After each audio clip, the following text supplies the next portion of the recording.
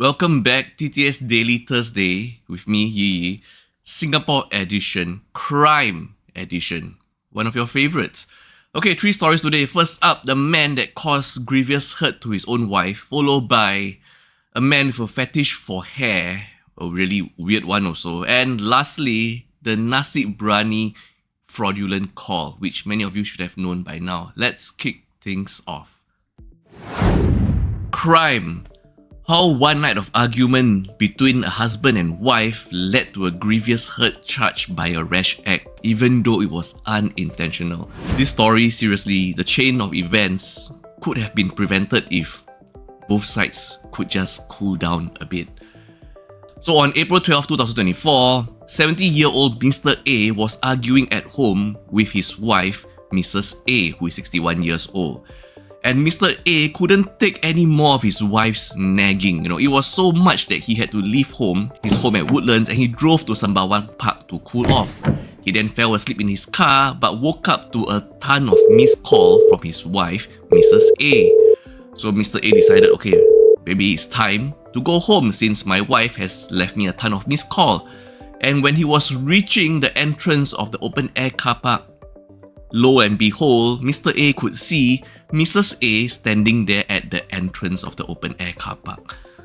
So Mr. A probably thought, oh no, she is actually there waiting for me. Maybe the argument is going to start, the nagging is going to continue. So Mr. A chose to drive to another entrance of the car park. Okay. From there, he tried to find a car park spot and he noted his wife was approaching him. So he drove off again and finally he found a new car park spot and he started reversing into it. At this point, Mrs. A, his wife, walked to his car at the driver's side and tried to open the car door while Mr. A was still reversing, mind you. Okay, Mrs. A realized the car door was locked and started knocking on the window. Okay, actually not even knocking. According to the article, it says banging on the window. So you can imagine how loud it was, okay? So this probably annoyed or irritated Mr. A a bit, right? I mean, it's already this was around 3:50 a.m. when he was back at the car park, Mr. A suddenly drove forward and turned left while he was actually reversing out of the parking lot. And he did so, confirming that he didn't check whether his wife, Mrs. A, was at a safe distance or not. So when he drove forward and turned left, the right side of the car actually struck his wife, causing her to fall to the ground and sustain a head injury. The wife, Mrs. A, sustained a skull fracture and bleeding the brain from the fall after being struck by the car, which requires emergency surgery at Koh Teck Phuah Hospital. Mrs. A showed no neurological improvement, became bedbound and unable to comprehend commands, and requires a nasogastric tube for long-term milk feeds. Take note, Mr. and Mrs. A have been happily married for over 40 years. Mr. A is very remorseful that this incident happened and is now his wife caregiver and working hard to support her and also her medical expenses. Mr. A has pleaded guilty to one charge of causing grievous hurt by performing a rash act that endangered human life, and he was sentenced on September 11, 2025 to 2 weeks jail. Really, this chain of events. The crime of grievous hurt because, one side was nagging too much, the other side couldn't take the nagging. One thing led to another. This is a really upsetting story to talk about. Be kind to your partners, take a step back and please don't nag too much. Crime. The crime of having a fetish and actually using others' property for your own arousal. So on August 3rd, 2025, Mr. Edwin here, 26, sat behind a woman with long ponytail on the upper deck of bus service 185 in Dover, Singapore. He was really aroused by this lady's hair. So he then used scissors to cut a portion of her hair. I can't even believe I'm reading this. He actually used a scissors to cut a portion of her hair while she was unaware and stored the hair in a plastic bag to smell it later. What am I reading? As he admitted to being aroused by women's long hair. The victim, the woman, felt something unusual, turned around and felt the back of her hair, wait, why is my ponytail shorter? I mean, we have no context how much of it Mr. Edwin cut, but she felt like, wait, My ponytail feels weird. So she confronted Mr. Edwin, informed the bus driver, leading to police involvement in the bus. Okay, police officers searched Mr. Edwin's bag and discovered 5 pairs of scissors and plastic bags that actually contain other hair clippings. He was then arrested the same day. So, oh my god, how many women's hair have we cut and they were actually unaware of it? And this has to be considered a fetish, right?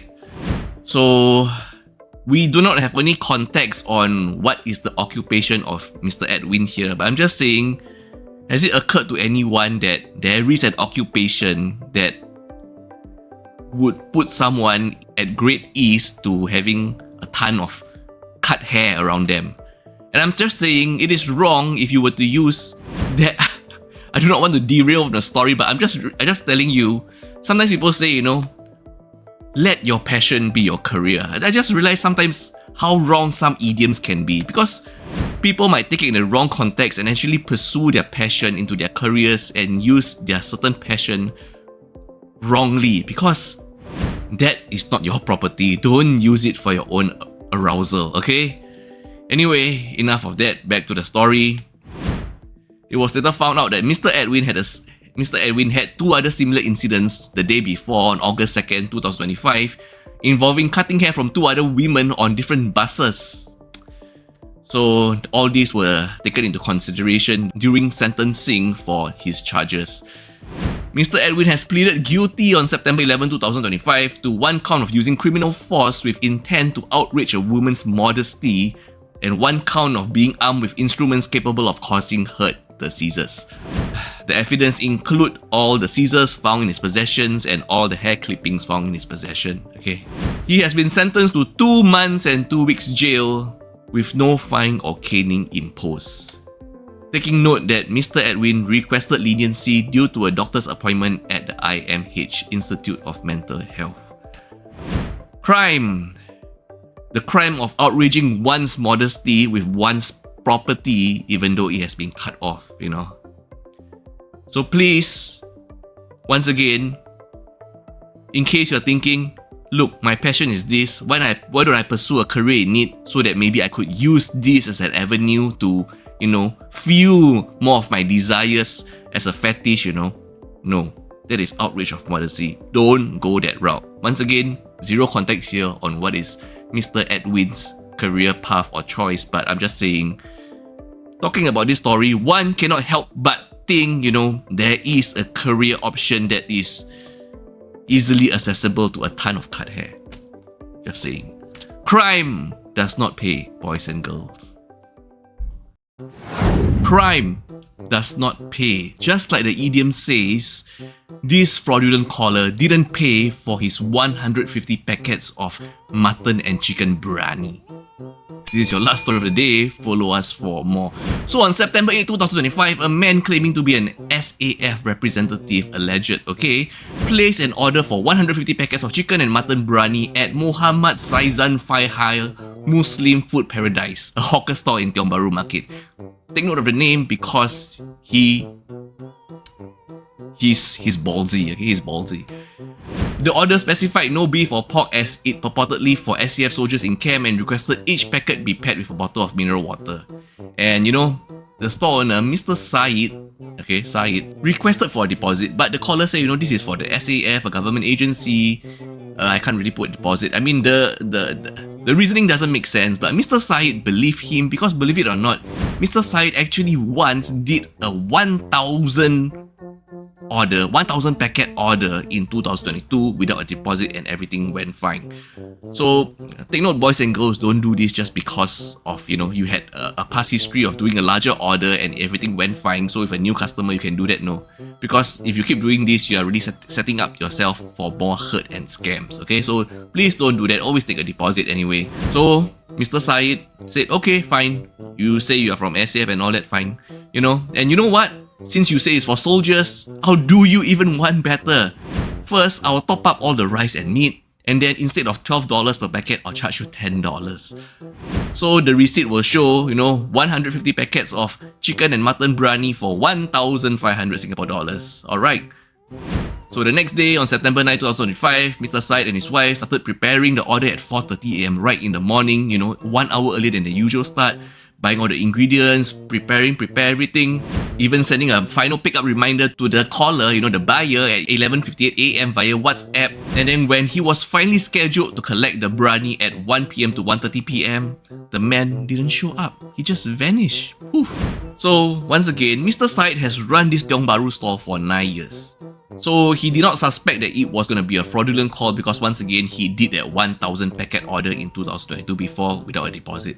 Insane, right? Yeah, anyway, it was an absurd incident, Mr. Sept was prepared to take the L for loss, but then he was thinking, he can take the L in money, but he doesn't want to take the L in wasting the food because all this food are already there, The main thing is he's not upset at being scammed for this amount, but he doesn't want to waste food. So on 1:40 p.m, he posted on FB telling people what happened, and asking people, if you are willing, come here, buy this. It's already at a discounted rate. Remember the $12 packet was selling for $10 and it was already topped up with more rice and meat. Honestly, the deal itself is so good. If I saw it, if I'm nearby, I would have bought more too, I mean, it's chicken and mutton biryani discounted from 12 to 10 with extra upsized rice and meat.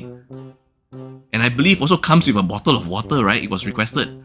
It is a good deal, okay? It is. I know a good deal when I see one, okay? So anyway, amazingly, a real kampong spirit, community spirit, residents started buying. Some people were buying and saying, just give the food to people in need. And then we also have ministers that came on and bought 50 packets. We have grassroots leaders and friends of ministers that came and buy like 50 packets, 30 packets. Anyway, in total, the 150 packets were sold out in 90 minutes after the FB post. What a great community spirit.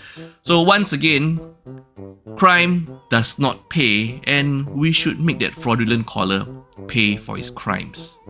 Like pay for the 150 packets of mutton biryani.